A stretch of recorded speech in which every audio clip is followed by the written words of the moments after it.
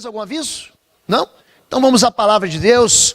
Você que tem nos acompanhado pelo nosso canal, nós estamos na Igreja Batista de Bom Retiro, em Curitiba, Paraná. Você é muito bem-vindo em nossa igreja. Nós estamos situados na Avenida Desembargador Gucima, no 772, no bairro do Bom Retiro. Eu estou vindo de Portugal, fui pregar lá na Ilha de Madeira, em Funchal, e depois eu preguei em Porto. E eu falei assim, eu congrego e sou pastor na Igreja Batista de Bom Retiro. Aí eu sei o endereço, em Portugal. Em Portugal eu sei o endereço. E aí eu falei, então fala. Ele é Avenida Desembargador Gucimas. Aí todo mundo, 1772. É interessante isso, né? Como é que você leva o evangelho e você otimiza a mensagem do evangelho através desses canais e redes sociais. Então, você pode curtir esse canal, você pode multiplicar, você pode compartilhar essa mensagem, amém? Vamos orar? Pai querido, essa manhã nós viemos unicamente para te adorar, para ouvir a tua voz, para entregar a ti as nossas vidas e clamar pelo socorro do Senhor. O Senhor, Pai, tem uma direção para nos dar. O Senhor e a tua palavra funcionam como uma iluminação para o nosso caminho. Tua palavra é lâmpada para os nossos pés, é luz para que a gente não tropece o nosso pé nas trevas e nos buracos, nas armadilhas das trevas. Fica conosco, Deus, o Senhor é muito bem-vindo, o teu Espírito Santo tem toda a liberdade para nos ensinar a verdade, em nome de Jesus, amém. Amém, queridos? Essa manhã eu quero falar com vocês a respeito de semeadura e colheita. Existe uma escola de Deus para nos ensinar a respeito de como semear e de como colher. Se você semeia o bem, você vai colher o bem. Se você semeia o mal, você vai colher o mal. Quando Deus fala sobre escola, Ele tem preparado para mim e para você um ambiente de disciplina e de aprendizagem. Muita gente acha que os problemas que nós enfrentamos, eles só podem vir do maligno. Não, isso deve vir do cão, pastor. A verdade, em Romanos 8, 28 e 29, o apóstolo Paulo diz que todas as coisas cooperam conjuntamente para o bem daqueles que amam a Deus e são chamados segundo o seu propósito. Porque os que Deus chamou, também os predestinou para serem conformes à imagem do seu Filho Jesus. Eu pergunto para a igreja, você receber a notícia de que tem uma enfermidade grave, é bom ou mal? Você receber a notícia de que você é herdeiro de um milionário, de um Bill Gates, de um Donald Trump. A pergunta é, isso é bom ou é mal? Você recebe a notícia ruim, isso é bom ou mal? Você recebe uma notícia extraordinariamente boa, isso é bom ou mal? Depende. Quando algo ruim acontece com você, mas isso atrai você para Deus e faz você ficar parecido com Jesus, isso é bom. Tem muita gente que só se dobra diante do Senhor quando o mal toca na vida dele. Agora tem gente que recebe coisas boas e desvia, e afasta de Deus, e não aparece mais na igreja, e perde a comunhão com os irmãos, esquece de que Deus é Deus, passa uma vida sem comunhão, passa uma vida sem humildade, passa uma vida sem se dobrar diante do Senhor. Então mal e bem não passa normalmente pelo critério da interpretação nossa, mas ela vai funcionar, o mal ou bem, de acordo com a resposta que nós damos a isso. Quando nós falamos sobre semeadura e colheita, eu gosto muito do texto de Juízes. O livro de Juízes é um livro muito interessante, porque ele fala de um povo, de um tempo, de um povo de Deus que vivia sem direção, vivia sem rei. Esse livro de Juízes vai repetir algumas vezes assim, e não havia rei em Israel, e cada um fazia o que bem queria. Quando nós ignoramos à autoridade. A nossa colheita é muito triste. Eu quero ensinar algo para a igreja. Uma autoridade ruim é muito melhor do que nenhuma autoridade. Eu vou repetir. Uma autoridade ruim, ela é muito melhor do que a rebelião sem autoridade. A anarquia. E o que acontece aqui é anarquia. E é um ciclo onde o povo se desvia do Senhor. Isso vai acontecer. Você vê lá alguns juízes, Otiniel, Débora, Sansão, eles se levantam depois que o povo fez o que era mal aos olhos do Senhor. Então, vem sobre eles uma catástrofe, e então o povo clama por socorro, e Deus traz misericórdia.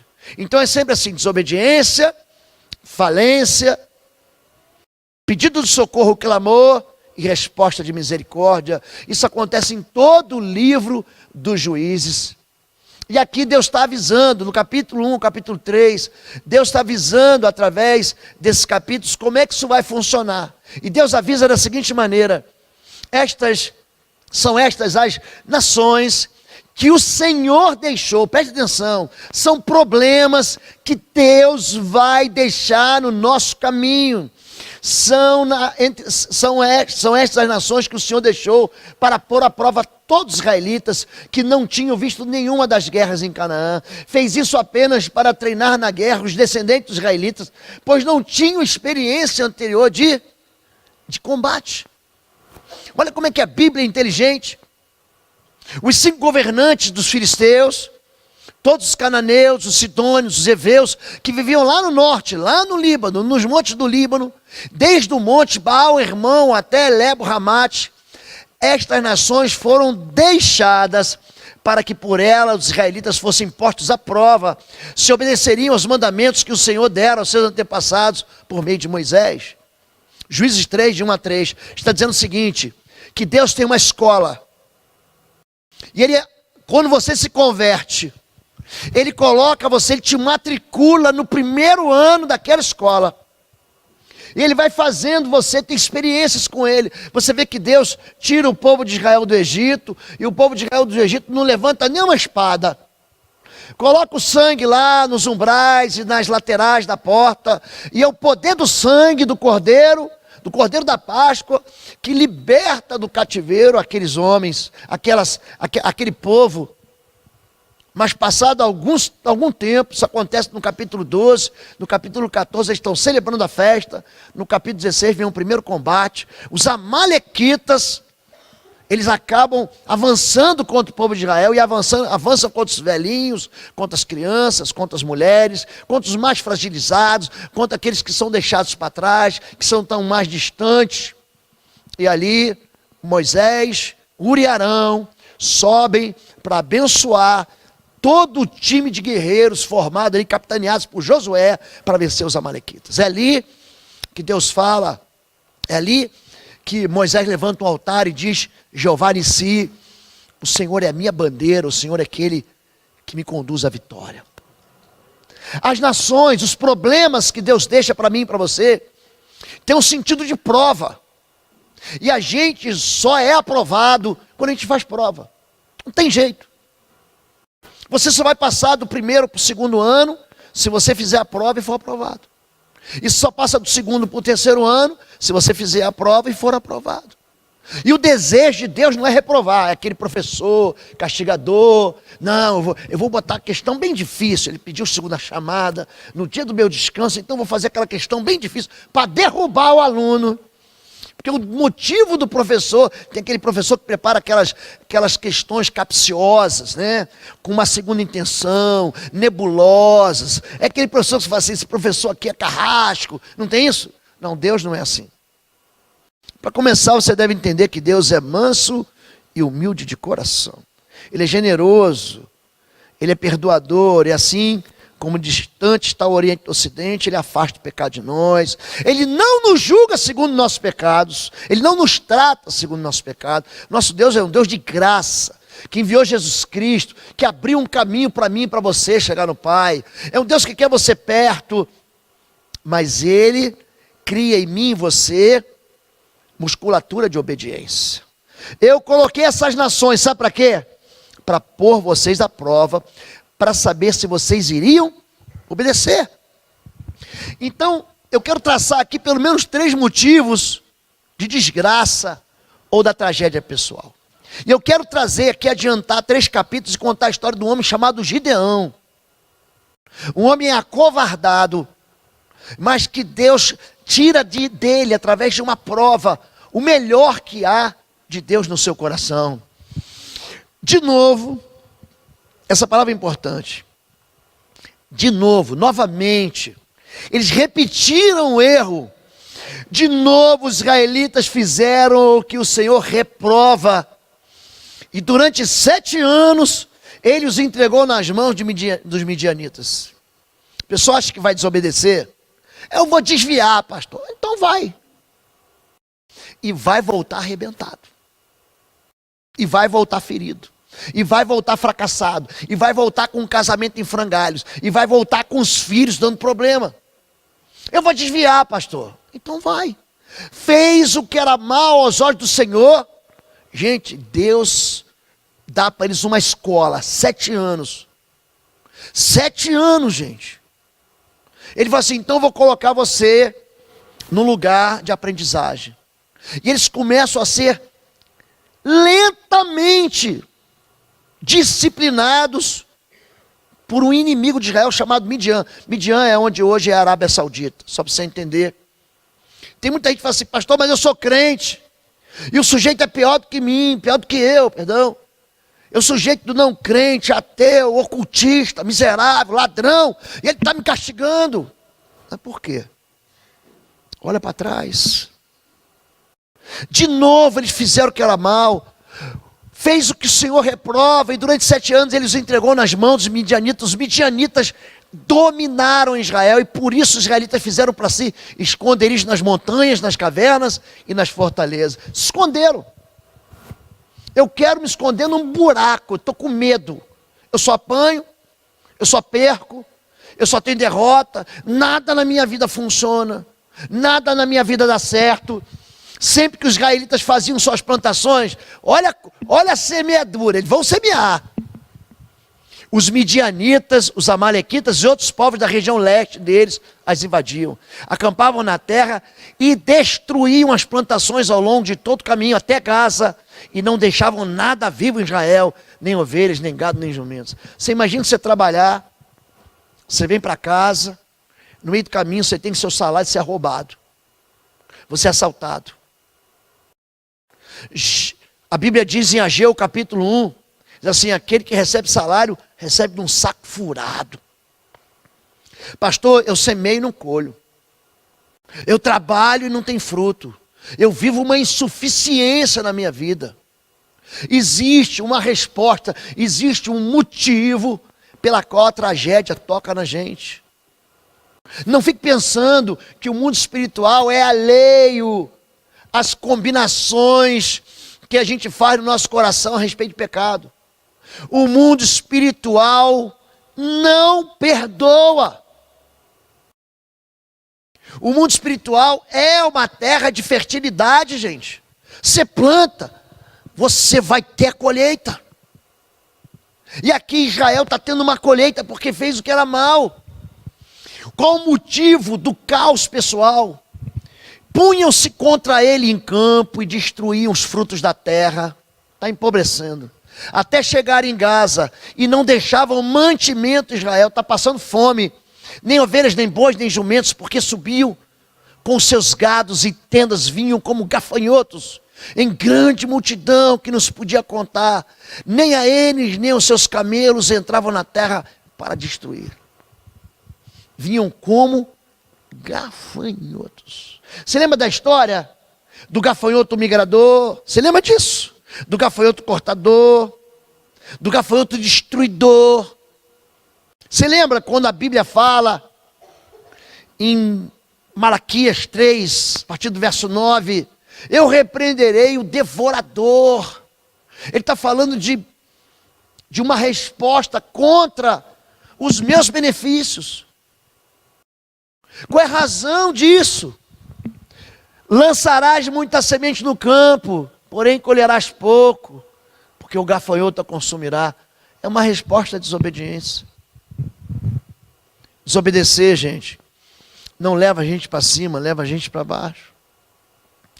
Desobedecer não leva a gente, como diz, não, pastor, eu sei o que eu estou fazendo, eu não concordo com isso. É interessante como a Bíblia é verdade, de Gênesis, Apocalipse, mas tem gente que quer excluir os princípios.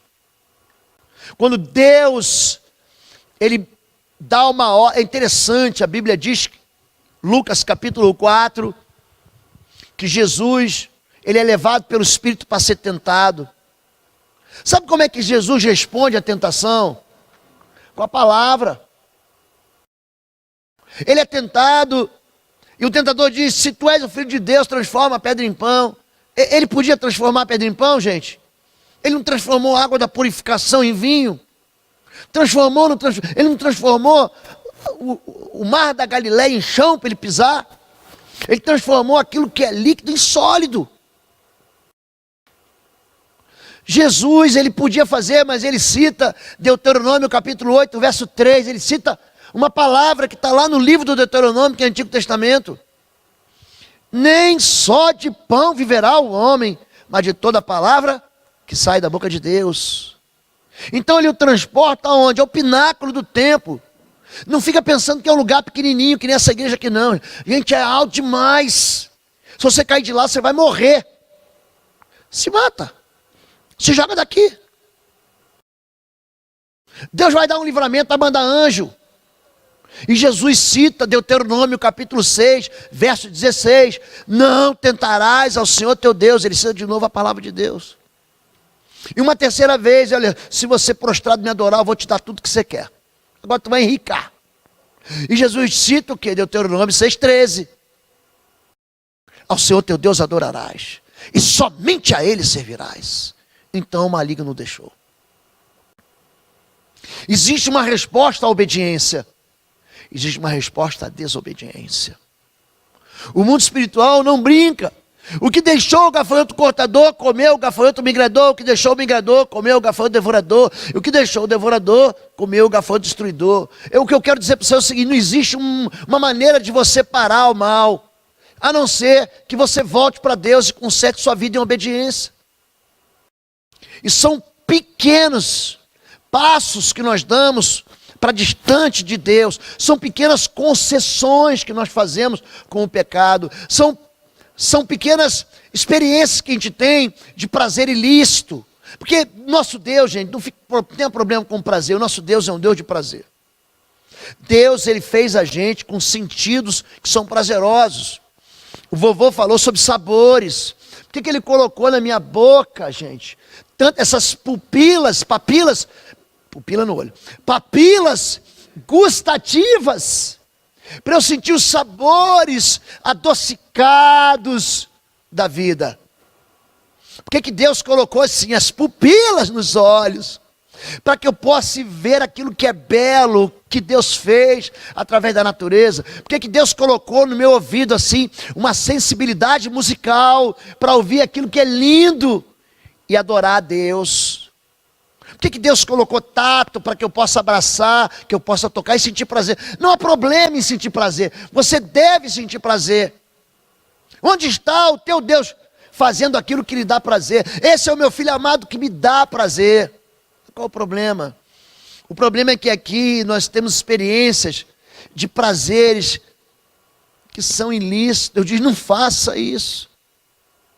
E o ser humano quer fazer, como quem diz assim, não, Deus não tem razão e eu tenho. E a colheita deles é o quê? É a miséria. Não é que vem um pouquinho, me levou um pouquinho, está me levando tudo. Está destruindo aquilo que eu plantei. A colheita frustrada da desobediência. Agora, assim diz o Senhor dos Exércitos: vejam aonde os seus caminhos o levaram. Vocês têm plantado muito e colhido pouco. Vocês comem, mas não se fartam. Bebem, mas não se satisfazem. Vestem-se, mas não se aquecem. Aquele que recebe salário, recebe para colocá-lo numa bolsa furada. Assim diz o Senhor dos Exércitos: vejam aonde os seus caminhos o levaram. Deus está chamando a gente, Ele sabe a resposta. Mas Ele está fazendo a gente atentar para a gente mesmo. Ele está dizendo assim: povo de Deus, se olhe no espelho. Para de culpar os outros. Para de dizer que o problema é do governo, que o problema é da economia. Você acha que tem gente que no meio dessa economia não está enriquecendo? Claro que está, gente. Porque esse dinheiro está indo para algum lugar. Por que você vê uma família feliz, outra família destroçada? Por que você vê pessoas prosperando em todas as áreas da sua vida e pessoas querendo morrer? Porque existe uma resposta. E a frustração, ela vem contra nós quando? Quando a gente não enxerga nós mesmos. Eu gosto muito de celebrar a ceia do Senhor. E tem um momento da ceia que diz assim: cada um examine-se, pois, a si mesmo e coma. A Bíblia não diz para você não comer. Isso é uma tolice. A Bíblia diz para você se consertar. É um tempo de contrição, é um tempo de você olhar para dentro e confessar os seus pecados. O que está acontecendo aqui? O povo continua vivendo na desobediência, mas quer ter uma colheita boa. Vai ter, gente. Vai ter, gente. Não tem como ter colheita boa. Qual o motivo da falência pessoal? Não leva isso para o lado financeiro. Não leva. Leva para a tua área afetiva, para a tua área familiar, para a tua área pessoal, profissional, ministerial. Por causa de Midian, Israel empobreceu tanto que os israelitas clamaram por socorro ao Senhor. Eu fico imaginando qual é a área da vida da pessoa que empobreceu tanto. Quando os israelitas clamaram ao Senhor por causa de Midian, Ele lhes enviou, sabe quem, gente? Um profeta. Alguém para falar a palavra de Deus. Alguém fala assim: vamos corrigir o caminho, vamos acertar o rumo. E ele diz duas coisas: assim diz o Senhor, o Deus de Israel: tirei vocês do Egito, da terra da escravidão. Vocês têm que saber que eu sou o libertador. Eu os livrei do poder do Egito, das mãos de todos os seus opressores, expulsei-os e dei a vocês da terra deles. Também disse a vocês, a segunda coisa: eu sou o Senhor, o seu Deus. Não adorem os deuses dos amorreus, em cuja terra vive. Ah, vocês não me deram ouvidos. Ah, pastor, mas eu não adoro ídolos. Não, não é isso que ele está falando. Ele está falando de desobediência. Existem muito mais caminhos de desobediência do que apenas a idolatria. Existem muito mais razões de sofrimento do que apenas, não, pastor, que eu larguei aquela religião que tinha ídolo. Não é disso que Deus está falando. Ele está falando de um coração que está disposto a colocar Deus em primeiro lugar. Ele está falando de um coração que confia em Deus em todos os seus caminhos e jornadas. Ele está falando do coração de um homem que tem a sua vida em todas as suas áreas, em todas as suas nuances, não fragmentados pelo pecado. Quer dizer, ele obedece em tudo. O coração dele é um coração de um pai que se converte ao filho, mas ele também é filho, e o coração de filho também se converte ao pai. Então o que acontece? Tem gente que fala assim: não, só que eu vou obedecer, isso aqui eu não vou obedecer. Não, quem dera a minha filha estivesse aqui para ouvir esse sermão. Não era para sua filha, era para você. Deus envia um profeta, alguém que anuncia a palavra, que é voz, que é arauto de Deus, para falar: olha, se conserte. Mas ele sempre acha que o caminho dele é um caminho bonzinho, o dos outros que está errado. É o do vizinho. É o do... Eu ia falar da sogra. É o dos outros. E aqui ele está falando assim: não, a questão é uma obediência, uma desobediência. Um professor amoroso é o nosso Deus. Quando os israelitas clamaram ao Senhor por causa de Midian, eles enviou o profeta. E esse profeta, ele vai ser seguido por um anjo. Aí vem a misericórdia de Deus. Então, o anjo do Senhor veio e sentou-se sobre a grande árvore de Ofra, que pertencia ao Abiezrita Joás. Gideão, filho de Joás, estava malhando trigo num tanque de prensar uvas, para esconder dos midianitas. Então o anjo do Senhor apareceu a Gideão e disse: o Senhor está com você, poderoso guerreiro. Em primeiro lugar, ele não era guerreiro, ele era agricultor. Vamos começar por aí. Em segundo lugar, se ele fosse corajoso, ele ia enfrentar lá os inimigos midianitas. Mas ele pega e está malhando o trigo, como era a época de colheita de trigo, para onde que ele leva? Para o lugar de prensar uvas. Vai que os inimigos chegam aqui para procurar trigo, ele quebrar a cara. Não tem trigo, mas o trigo estava onde? Estava lá no lagar. Era um outro ambiente, de preparação, de um outro tipo de substância, que era vinho. Só que aqui o anjo sauda ele, o mundo espiritual diz para ele não acredita. Imagina um anjo aparecer para você, e aqui o anjo está com letra maiúscula. Os teólogos vão dizer assim, não, aqui provavelmente é uma teofania, é Jesus que está aparecendo. Existem doutrinas teológicas que não... Eu prefiro deixar os teólogos, eu sou teólogo, mas aqui o que importa é o que o mundo espiritual respondeu.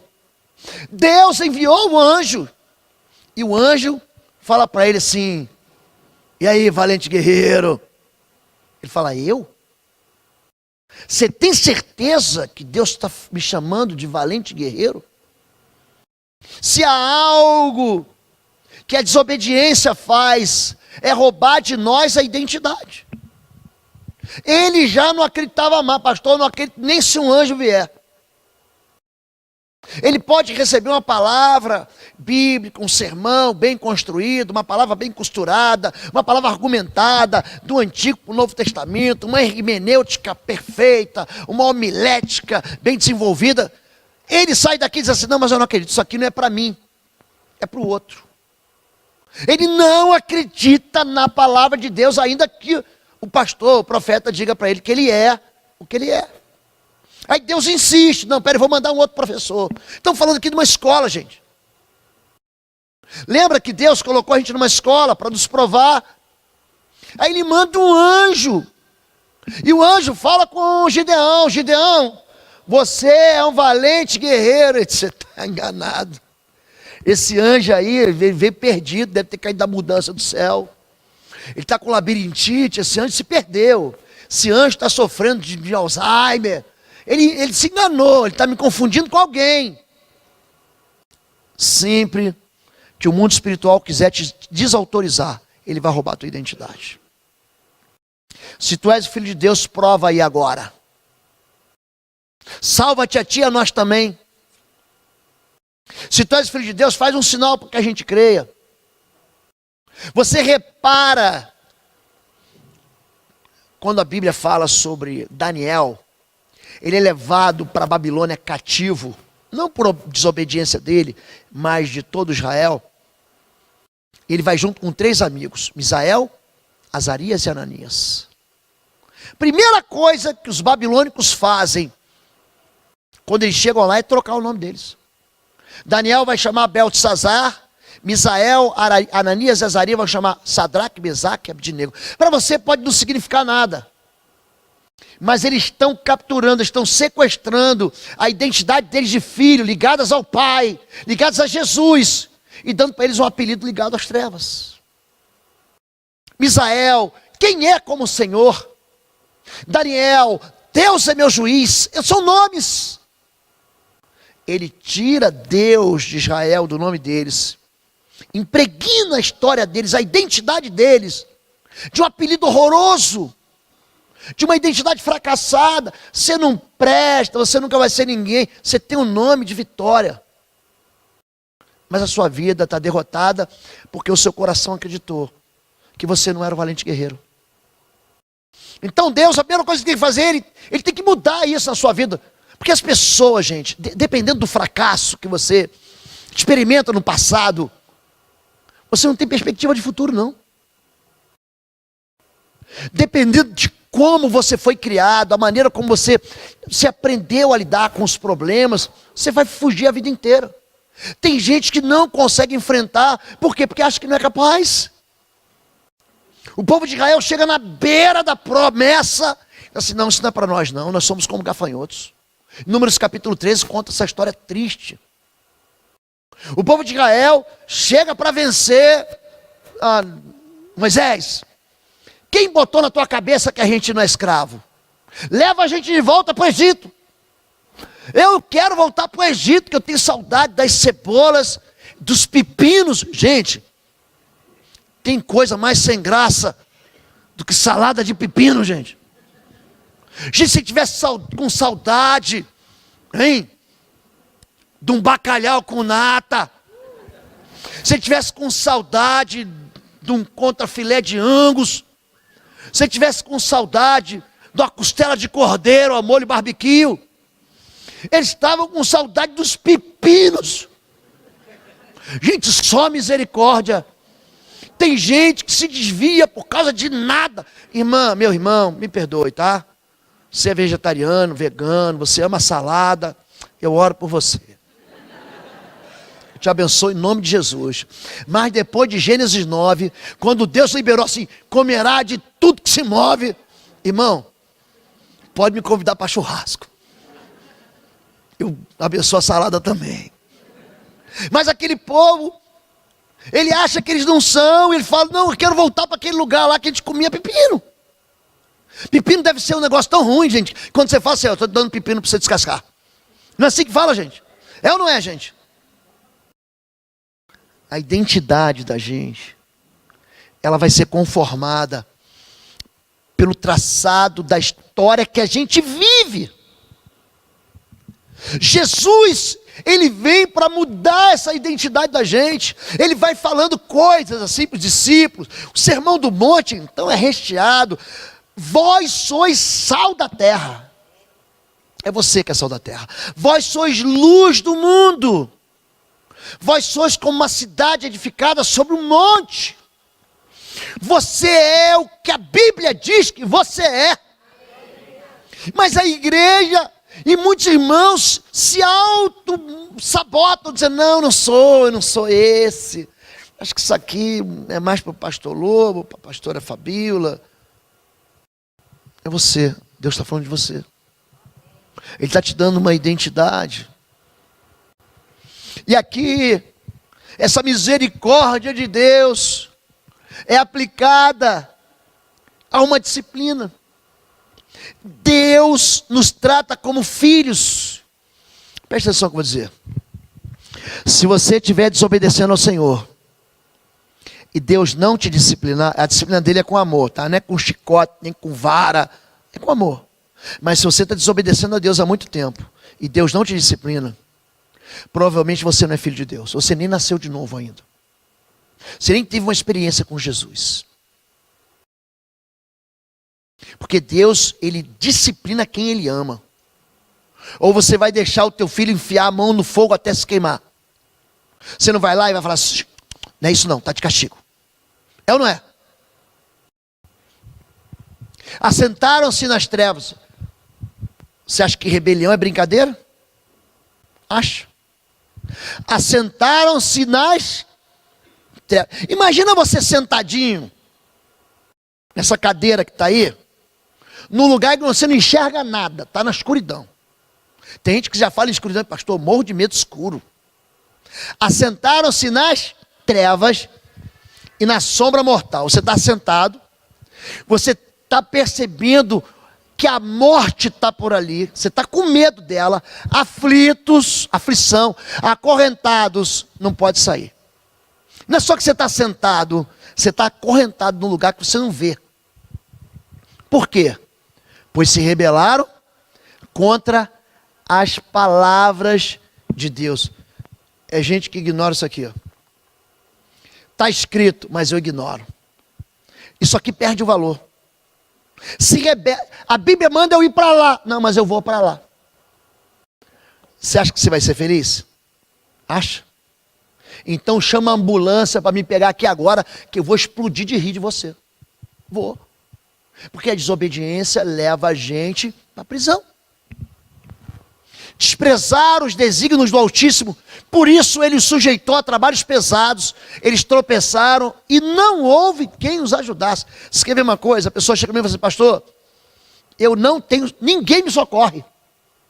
Ele chega no gabinete, pastor, eu não tenho saída para a minha vida. Eu não tenho esperança. Eu já sei que teve rebelião ali. Eu pergunto quem é seu pai, quem é sua mãe, contra quem você se revoltou. Gente, é tão fácil você sair de casa com bênção.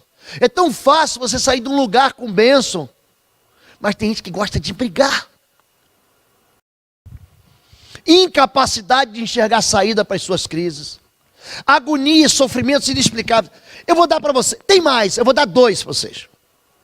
Números capítulo 2, verso 2 e verso 20. Verso 2 e verso 12, perdão. A Bíblia diz que Miriam se revoltou, se rebelou contra Moisés. Gente, Miriam era mais velha ou não era? Gente, era. Pô, Miriam foi a esperança, a causa da esperança para que Moisés não morresse de fome. Miriam que fala assim, eu tenho aqui uma pessoa, uma mãe que pode ser ama de leite. Mas Deus escolheu quem para líder? Moisés. E Miriam começa a dizer, não, Deus fala comigo também.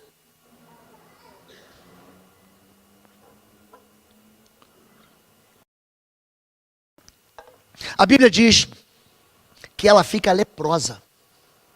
Diz que é outra. Apocalipse 2:20. Deus diz, eu tenho contra ti que tolera Jezabel, mulher que se diz profetiza e não é. Eu a colocarei numa cama para ela aprender. Ele está disciplinando. São enfermidades inexplicáveis nas pessoas. Por causa, sabe de quê, gente? Rebelião. Eu gosto de pegar um exemplo do Antigo e do Novo Testamento para a gente não ter dúvida. Atormentado e aprisionado em dores e aflições mortais, castigado pela ausência do socorro, ele é doutrinado pela incredulidade. Não acredito. Olha, Deus vai fazer isso? Não acredito. Nós vindo de Portugal, nós viríamos na quarta-feira à noite, o voo atrasou para quinta-feira de manhã, depois ele atrasou para quinta-feira, 1h, depois ele atrasou para quinta-feira às 18 horas. Quando chegou o voo de 23, era saída 23h30, já de quinta-feira. As pessoas não acreditavam mais. Gente, foi uma confusão no avião. Gente batendo boca com a aeromoça, tadinha da aeromoça. Falei, calma, gente. E tem sempre o inflamado que tem razão. No tempo da divisão, da discórdia, do racha, tem sempre alguém que leva o pessoal para a rebelião. Gente, até que chegou um momento, um cara falou para mim assim, rapaz, você é diferente. O que você faz? Eu falei, sou pastor. Mas eu também fui da Força Aérea. E eu expliquei para eles o que estava acontecendo. E há uma razão. Para quem não entende, acha que que a empresa aérea está fazendo pinimba, né? Eu estou fazendo de propósito, mas tem uma razão. Técnica, a tripulação tem um período máximo de voo que ela pode trabalhar. Se extrapolar, não pode voar. É uma regra da aviação civil internacional. Pronto. E eu expliquei. Disse, mas você acha que vai? Eu falei, eu tenho certeza que a gente vai. Eu tenho certeza que 23h30 nós vamos decolar. Expliquei tecnicamente por que nós iríamos decolar às 23h30. As bagagens já estavam no avião, não mandaram recolher a bagagem. Mas tinha gente que não cria. E aí eu devagarzinho fui o quê? Conversando com um, com outro, foram se juntando. É um coronel da Força Aérea, trabalhou na Defesa Aérea, trabalhou no tráfego aéreo, ele sabe o que está falando. 23h30 o avião decolou. Com palmas. Tem aquela turma que bate palma quando o avião pousa e levanta. Com palmas. Aí serviram a janta. E o rapaz, eu queria ter a tua fé. Na verdade, a rebelião rouba a fé. O rebelde, gente, não consegue crer que a mão do Senhor vai abençoar ele. O rebelde, ele não consegue mais enxergar uma saída para os seus problemas. E é por isso que um anjo aparece para Gideão. E Gideão diz, sabe o que para ele? Você está enganado. O coração dele está cheio de dúvida. O coração dele está cheio de perguntas. A escola da fé não funciona mais para ele. Porque ele já experimentou tantas vezes os midianitas virem aqui e roubar a colheita deles, e tirar e roubar a alegria deles, ele não acredita mais. Então, mesmo que venha um profeta, mesmo que venha um anjo, dizer assim, ó, as coisas mudaram, vai nessa tua força, e liberta Israel. Fala assim, acredito não. Só querido, se Deus me der um sinal, e começa a mistificar. Vou botar o novelo de lã aqui. Se o novelo de lã estiver encharcado depois da noite, orvalho da noite, e embaixo de volta estiver seco, eu vou acreditar. Aí, tá bom. Deus vai, novelo de lã encharcado e em volta seco. Não, acho que eu me enganei. É o contrário. Se o novelo de lã estiver secado e em volta estiver molhado, é que Deus está ali. Aí o anjo vai lá, Deus vai lá e faz o sinal que ele pede. Ele não acredita ainda, ele está com medo. Ele fala, deixa eu só dar lá uma espiadinha no acampamento midianita. Aí está lá, e ele escuta um homem falar de um sonho. Tive um sonho. E nesse sonho, nós éramos destruídos. É Gideão. Ele precisa aprender, ele precisa escutar a verdade pela boca de um adversário para crer. E ali você conhece a história. Ele junta os 300 de Gideão, ele peneira um exército de 32 mil homens, e ali eles com um vaso de barro, uma tocha na mão, uma trombeta, vence um exército, desbarata o exército midianita. Vaso de barro é um coração quebrantado e contrito. Nas mãos do oleiro, lembra disso?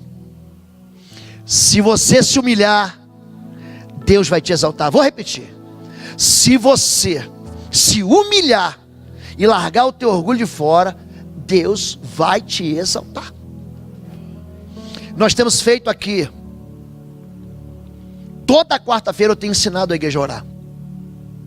Tem gente que não vem porque não pode, mas tem gente que não vem porque não quer, e tem gente que não vem porque não acredita mais. Deus, ele ouve o clamor. Um povo desviado, fazendo o que era mal aos olhos do Senhor, que sofre. Eles clamaram por socorro do Senhor, e o Senhor veio, e mandou profeta, e mandou anjo, mandou resposta, mandou vitória. Não ignore isso. Próxima quarta-feira, o Atoto estará conosco aqui. Você vai ter mais uma oportunidade de recomeçar com humildade, um vaso quebrado. Em segundo lugar, havia tochas ali dentro. Eu fico impressionado com a frieza espiritual de algumas pessoas. O problema de alguns são esse, frieza. Era o problema da igreja de Laodiceia. Era aquele calor terminou e eles ficaram mornos. Eu disse, vou vomitar vocês. Tá, vocês estão intragáveis, eu vou vomitar porque vocês são mornos. A temperatura caiu. Não haverá poder sem o Espírito Santo de Deus.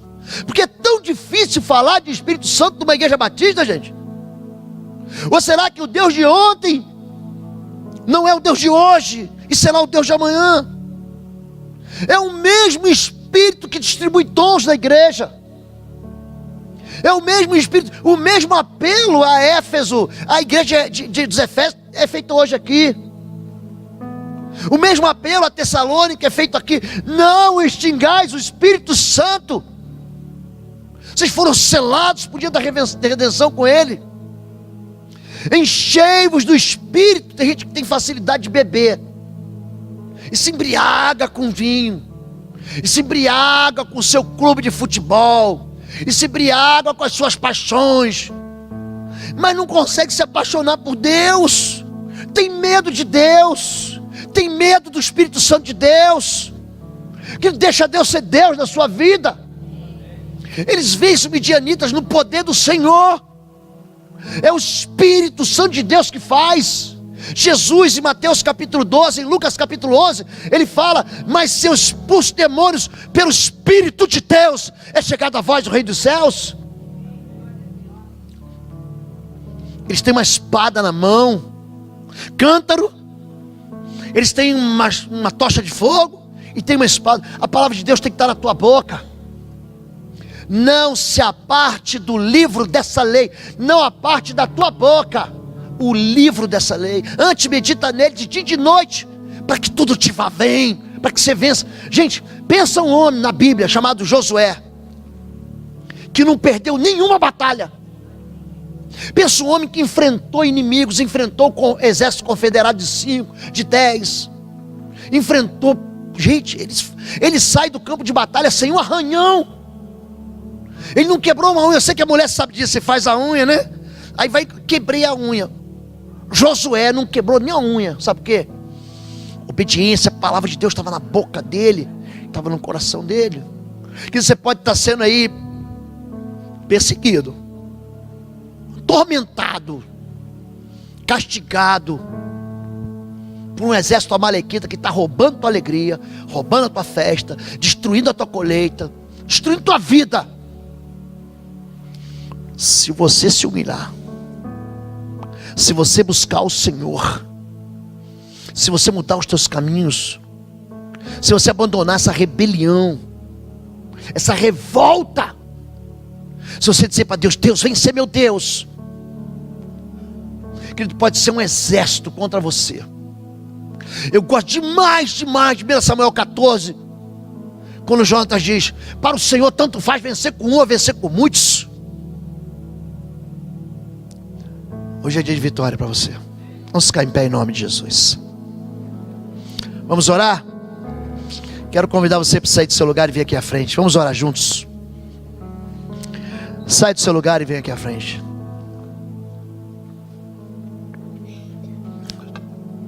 Deus falou com você, querido, então vem aqui à frente. Vamos orar juntos. Vamos falar como Gideão. Vamos pedir para que Deus mande seus profetas, suas respostas, seus anjos, seus milagres. Vamos falar para que Deus, eu quero sua liberdade, a liberdade que só o Senhor pode dar. Pode vir um pouquinho mais para frente aqui, para o povo poder vir aqui toda a frente. Feche seus olhos agora em nome de Jesus. Pode dizer para Deus o milagre que você quer. Pode pedir. Peça para Deus o milagre que você quer. Pai querido, a tua palavra é a verdade inquebrável. A tua palavra jamais cairá. Nem um tio, nem uma vírgula do que está escrito, nada vai cair sem que se cumpra. E nós hoje, firmados na tua palavra, clamamos a ti, Senhor, para que o Senhor venha nos socorrer de toda invasão maligna midianita na nossa vida. Tudo que tem roubado de nós a alegria, a esperança, tudo que tem tirado de nós a felicidade que o Senhor tem na colheita daquilo que a gente trabalha. Senhor Deus, vem nos visitar, Senhor, essa manhã. Espírito Santo de Deus, nós te invocamos aqui no meio dessa igreja e pedimos para que o Senhor venha fazer as tuas maravilhas em nosso meio. Nós nos humilhamos, Senhor Deus. Nós nos humilhamos diante do Senhor. Nós quebrantamos o nosso coração orgulhoso. Nós quebrantamos o nosso coração rebelde. Nós escolhemos te servir essa manhã. Queremos pedir: Espírito Santo de Deus, vem encher a nossa vida. Vem nos conduzir em toda a verdade. Em nome de Jesus. Meu Deus, nós clamamos aqui pela tua presença e pedimos ao Senhor que o Senhor nos dê respostas, assim como o Senhor deu respostas, assim como o Senhor deu respostas a Gideão, em nome de Jesus, amém. Amém e amém. Olha para mim aqui, não se preocupem com isso, olhem para mim aqui. Deus responde às orações. O Espírito Santo de Deus está aqui, querido. Conserte a sua vida. Quantos aqui não são batizados? Levante a mão. Não é batizado ainda, levante a mão. Tem alguém que não é batizado? Vocês precisam ser batizados já. Vocês estão sem igrejas. Pastor, não tem igreja. Vocês precisam de igreja, precisam de pastor. Vocês precisam consertar a vida com Deus. Amém? Levante sua mão. Aliás, antes eu tenho que dar aviso. Quarta-feira temos o Atoto. Eu preciso que vocês cheguem. É 7h30. Eles acabaram de me corrigir. É 7h30. Max, é 8 ou 7h30? Então ficou para 8 horas. Pronto, está resolvido. É 8 horas. Só que eu vou pedir para vocês chegarem mais cedo. Porque se vocês chegarem tarde, vocês vão colocar o carro lá no final. Vai ser uma benção do mesmo jeito. Então cheguem um pouquinho mais cedo, tá bom? Vai ser imperdível, imperdível. Traga visitante, gente que não conhece Jesus. Tragam todos em nome de Jesus, tá bem? Levanta a mão agora. Que o amor de Deus, nosso Pai, a graça do nosso Senhor e Salvador Jesus Cristo e as consolações do Espírito Santo de Deus sejam sobre a tua vida e tua casa, em nome de Jesus.